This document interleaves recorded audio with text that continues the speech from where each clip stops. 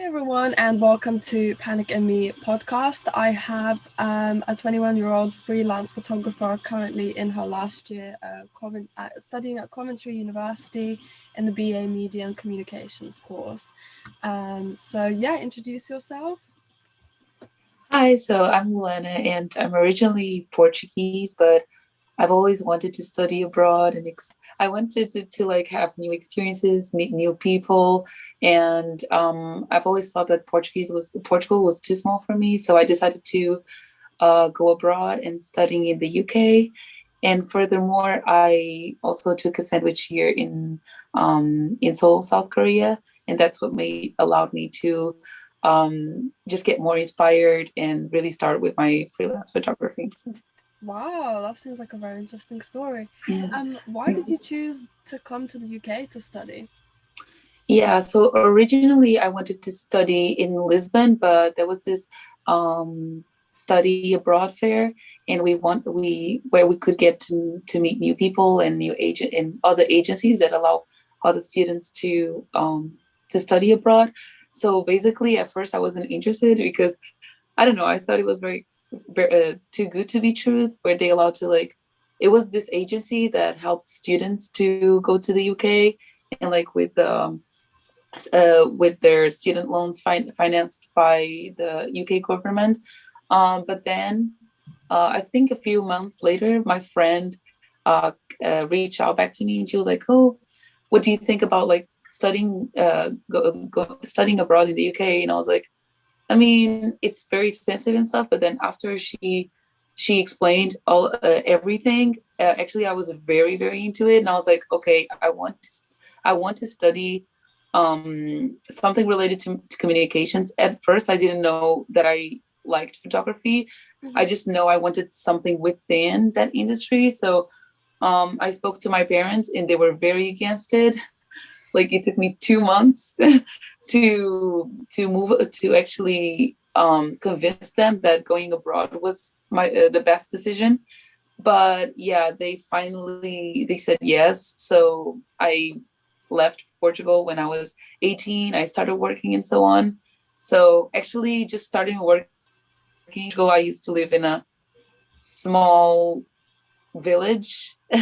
So it's still close. It was close to the city, but it didn't allow me to like be creative, meeting new people. It was just the same routine over and over again. And I guess I wanted to break that, and I wanted to change my routine and my environment. Like I wanted to change everything. So Mhm. How did you feel to move to the UK? Did you feel any like anxiety? What did you expect?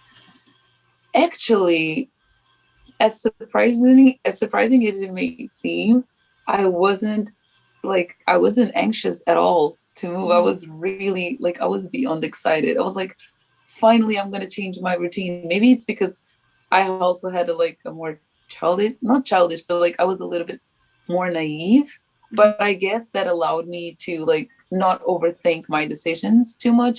Mhm. And just like go out there and just be like, yeah. Just go for it. Yeah. Yeah, just go for it Yeah. because a lot of people do tend to overthink a lot, and they don't try out new things, and then they think, oh, I should have done that or should have tried that. So I don't have that. At least I did. I tried it. So Yeah. That's really good. Yeah. So how did you get into photography? You said you chose communication and media.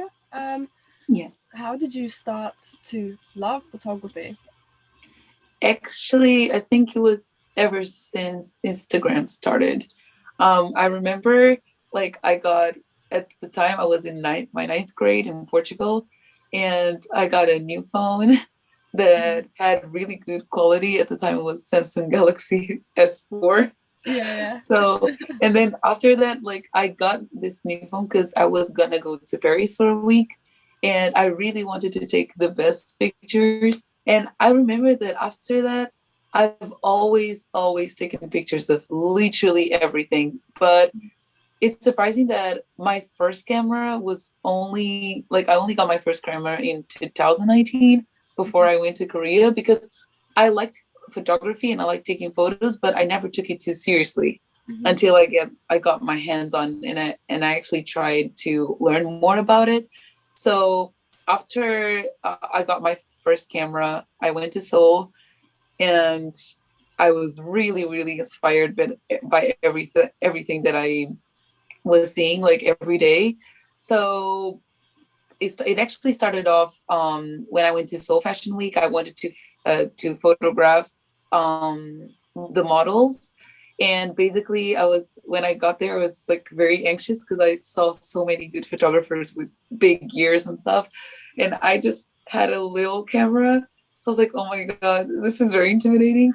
But after that, I also before that, I also had a keen in like editing and stuff, because I've always liked to post on Instagram, so I would edit my photos, and I feel like with this, like editing every week, allow me to like develop my editing skills, I guess, and like being inspired by Pinterest and other users that I followed with very good photography as well, and YouTubers as well. So covering this event, like not covering this event, but you know what I mean. And seeing my work and my potential, I was like, wait, this is actually not that bad for like a first time. And then I posted the pictures, and I really got very good feedback. And with that, I started to get just more motivated, I guess, to keep on doing it. And I started addressing myself as freelance photographer because I wanted to like make it permanent. Yeah, good. So what is your process of working in photography? How do you, I've looked on your Instagram, it's really beautiful stuff Thank that you you. do, you know, with models and everything. But yeah, what is your process of working? So basically, I'm a very like not genuine, like depending on the setting and depending on the person, I will just picture kind of a concept. So before the photo shoot, I also always like to plan out and like go on Pinterest and search for, just for example, if I'm doing male photography, then I will search for something related to that. And if I design a concept, if I design a certain concept, then I have to search for. But for example, I get really inspired into like from a lot of a lot of my inspiration comes from Korean culture. And for example, I know it might seem weird, but I do get some inspiration from K-pop albums because they have the best photography. And sometimes I just purchase the album just because the photos and the concepts look so good. And I just like the style that they do, because they always try new things and new poses and just new ideas, that something very out of the box. So I actually get most of my inspiration from there. So that's a big part of my preparation, is just getting myself inspired, because when I'm on the spot, sometimes I just may change my mind. And I always like to have new ideas coming up. So so then I scheduled the photo shoot with my costumer, and after the photo shoot comes the editing, and that's the longest part of my job, I guess, because I'm very perfectionist with my editing, and sometimes sometimes when I look at a picture for way too long, I cannot see the imperfections, or I can see too many imperfections. So I always have to rest and then go back. And I always take like a bunch of pictures, because I feel like I can always get better and always get better. But then I end up with 1,000. Yeah, that's not so good. Yeah. But at least I'm satisfied with the pictures that I come from that I get from the photo shoot. So that's what's most important, is to satisfy my client and myself too. Of course. Do you feel any anxiety before you're, you know, shooting clients, or do you feel anything like, what if my clients are unsatisfied with the photo shoot, for example? Oh yeah, actually all the time. That's one of my biggest insecurities. Yeah. Like I always try to deliver the best work I can, like the best photos. So that's why it takes me so long to edit them, because I'm like, what if my client doesn't like this? What if my client doesn't like that? But then at the end of the day, I always try to remind myself that I can never please everybody. Mm-hmm. And the reason why they chose me to take their photographs is because they like my style, they like the way I edit, and I should be confident about it. Mm-hmm. Like every artist um has their own way of doing things, and this is my way of doing photography. And if they require for my service, that's because they like the style of my work, so I shouldn't change that much because I might deliver another product. Mm-hmm. So yeah, I just need to overcome that. But saying it's easier, but practicing like is way harder. Also, I always feel like um the like others work is better than mine, and I can always do better. And like compare, like one thing is getting inspiration from others, like to try out different things, and another thing is comparing myself to others. Yeah. And I always try to stay away from comparing myself to others, because I think that's just gonna bring me down and set me back. Mm. So Of course. Yeah. Well, I go to I study photography at the Arts University Bournemouth, and I thought, oh my gosh, I was so good before I came to uni, and then I came and everyone is a photographer, and it's like, oh my wow, god, it's so overwhelming because it's like all you see, like you work with photographers, but all you see is like other photographers. So that is exactly. so difficult trying not to compare yourself. So yeah, I completely get where you're coming from. Yeah, we just gotta know our worth Yes, also. of course. Yeah. Um, so how did you get onto this? Does your course do the sandwich year? So is it like a 4-year course and then you have like 1 year out placement? Yeah, basically it's an option. Actually, most of my friends, they graduated already. Mm-hmm. And at first I wanted to go to America, but then I got very into Korean culture, and I was like, yeah, it's a different environment. You know what? I'm already in the Western culture, so let me just choose a completely different setting for myself. So I could either do working placement, or I could study abroad. But I really wanted to go to Seoul.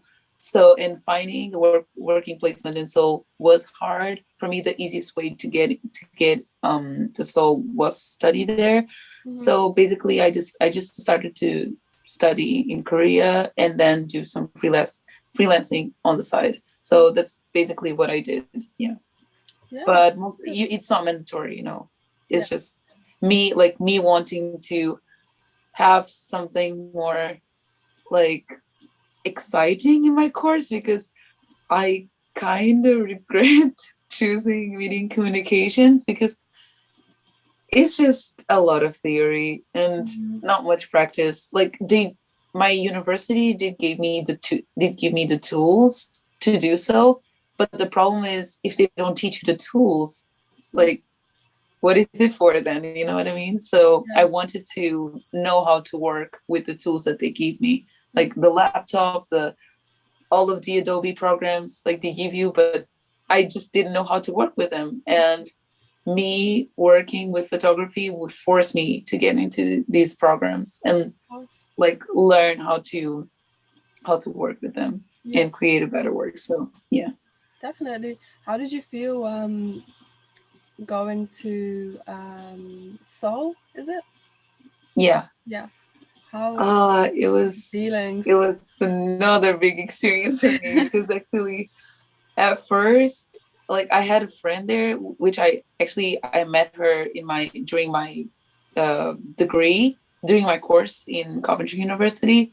And but then she was living in the UK, to the UK, like the next day that I arrived in Korea. So she welcomed, and she kind of explained me how it works. And then the next day I was just by myself, literally in a foreign country. I've never been to Asia before, but I guess again, like I'm a little bit naive and spontaneous when it comes to these kind of situations. So I just roll with it. I just Mm. like to meet new people. And on the first day, I started meeting people, and I started like knowing the places and getting more familiarized with the culture. Like I was already just a little bit, because I liked to watch series and I like their music, but it doesn't compare, of course, living in the country and like knowing part of their culture. So, but I adapted really, really well, like really well, because actually Seoul is very like, Koreans are very, very creative. So everything allows me to be creative. Like even like coffee shops, and they have very creative coffee shops with concepts. People love fashion. They're very, very fashionable. Like I think I've never been in a city where people dress so well, to the point that it makes me question my fashion choices. So like it's just a very creative place, and I think that boosted me to be even more creative. And for example, whereas in the UK, sometimes I take pictures and people are like, oh, she's a, it's not a habit. I mean, unless you're a tourist, then it's not really a habit for British people to take photos, and I don't know, just taking photos randomly. But in Korea, they love photos. They love photography. If you see a nice spot, there's like a queue for people to take photos. Even Koreans themselves, they love photos. If there's a, for example, pretty sunset, you will see a lot of people standing up to take photos of the sunset. And in here, you don't really see that. So I guess I was like, oh, okay, I'm just doing what everyone does it already, so it's fine. Yeah. So I think That's that helped me a lot. really nice environment and a great Yeah. experience. So yeah. Okay, so yeah, we're gonna wrap up. So thank you for coming on Panic and Me, and it was great. Thank you so much. Well. Thank you so much for having me.